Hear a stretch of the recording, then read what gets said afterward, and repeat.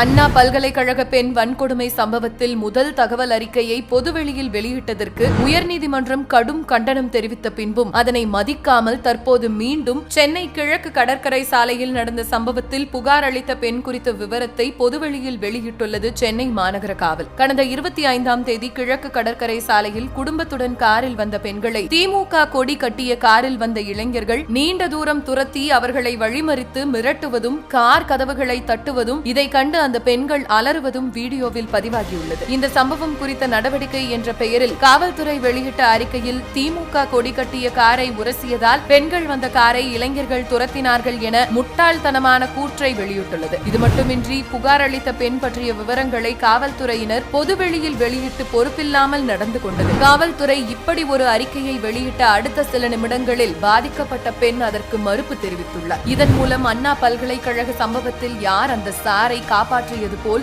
இந்த சம்பவத்திலும் யார் அந்த காரை காவல்துறையினர் காப்பாற்றி வருவது அப்பட்டமாக அம்பலமாகியுள்ளது. காவல்துறை ஒவ்வொரு சம்பவத்தின் போதும் புகார் அளித்தவர்களின் விவரங்களை வெளியிட்டு அதிகார துஷ்பிரயோகத்தில் ஈடுபட்டு வருகிறது. இப்படி வெளியிட்டால் பலரும் அச்சத்தில் புகார் அளிக்கவே வரமாட்டார்கள். சென்னை மாநகர காவல்துறையின் இந்த அலட்சிய போக்கை கண்டிக்காமல் தமிழக முதல்வர் பேரமைதி காத்து வருவது அவரது இயலாமையை காட்டுகிறது. இது தமிழக காவல்துறை ஆளுங்கட்சியின் ஏவல் துறையாக செயல்படுவதை அப்பட்டமாக உறுதிப்படுத்துகிறது.